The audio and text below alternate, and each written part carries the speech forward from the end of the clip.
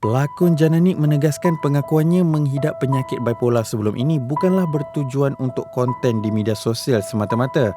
Kata Jana, penyakitnya itu disahkan oleh doktor sendiri dan pendedahan dibuat supaya dapat menyedarkan orang ramai mengenai penyakit berkaitan mental. Terbaru menerusi temu bual bersama Zain Rafiq, Jana turut berkongsi mengenai penyakitnya itu. Antara yang menarik perhatian ramai ialah luahan Jana mengenai kesukarannya untuk khusyuk ketika solat kerana sering mendengar bunyi bisikan dalam mindanya.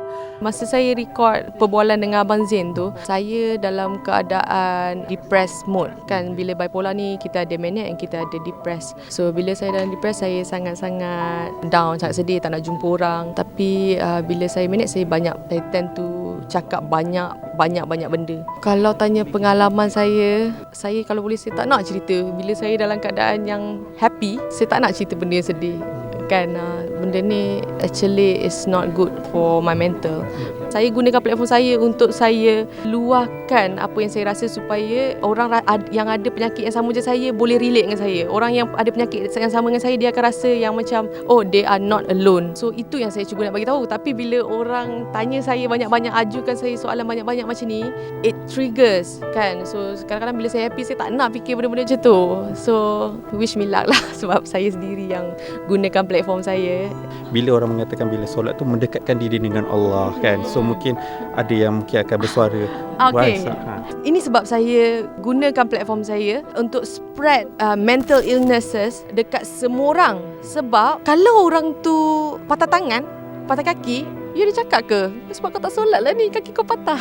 Kan? Itu adalah ujian yang Allah bagikan. Saya akui apa jenis penyakit adalah ujian yang Allah bagikan dekat kita. Dan saya rasakan diri saya sekarang ni, saya take it in positive way, which is ini adalah dugaan saya. Saya special. Orang tak rasa apa yang saya rasa, saya je rasa apa yang saya rasa. Kan? Saya lain daripada orang lain. Kalau orang yang masih menjaga solat, masih berzikir, mungkin dia boleh terima orang cakap macam tu tau. Dia rasa macam ni kau tak solat lah ni kan, kau solat tak betul lah, kau tak jaga lah ni kan. So mungkin orang tu mesti rasa macam dia masih lagi boleh positif. Dia macam tak apalah, biarlah dia cakap aku kan, apa-apa kebaikan aku antara aku dengan Tuhan kan. Tapi kalau orang yang bayangkan iman dia pun memang tak strong, dia orang yang sangat lemah, tak ada support system yang kuat. Bila kita cakap kat dia macam tu, dia akan rasa macam aku dah lah support system pun tak kuat, lepas tu kawan-kawan aku pun salahkan aku. Kan? Betul.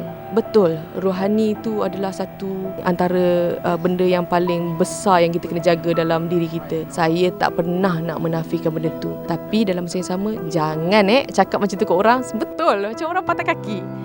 Tak solat lah tu sebab tu kau patah kaki.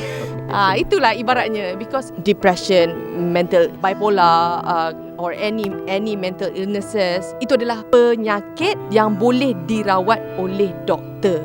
Bukannya satu kisah sedih yang dijaja untuk konten semata-mata. Kalau saya nak buat konten, saya dah buat daripada awal pelibatan saya untuk saya naik. Saya cakap lah, saya pelakon baru yang ada bipolar. Kenapa? Dah 11 tahun baru saya nak cakap. Kalau dulu awal pelibatan saya sibuk nak menjadi sempurna di mata semua orang. Tapi selepas 11 tahun, saya bukan sibuk nak menjadi sempurna. Saya dah boleh dikatakan capai apa yang saya nak. Dan sekarang ni saya nak gunakan platform saya dengan cara yang betul, which is saya tak nak mana-mana pesakit mental rasa diorang kesorangan. Itu saya punya harapan. Betul sangat kata Jana tu. Okeylah, sekarang ni kita nak tanya juga tentang filem Juang. Jana share lah sikit pengalaman berlakon sebagai jururawat yang perlu sentiasa memakai PPE ketika berlakon. Panas tak?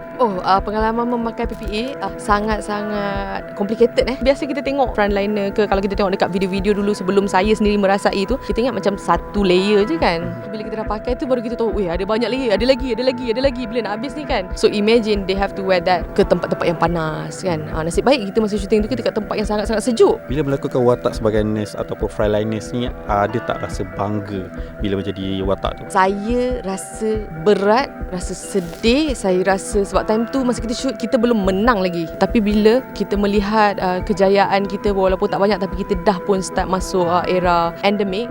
So kita nampaklah yang macam perjuangan petugas barisan hadapan tu membuahkan hasil kan. Walaupun kita ni yang duduk kat rumah ni tak buat apa-apa pun, tapi sekurang-kurangnya kita dengar arahan perlahan ikut peraturan kan. Dekat sini pun ada mencerminkan setengah rakyat yang tak nak dengar cakap kan. So itulah pahit getih menjadi seorang petugas barisan hadapan. So filem ni sangat-sangat membuka mata semua orang untuk merasai pengalaman menjadi seorang frontliner.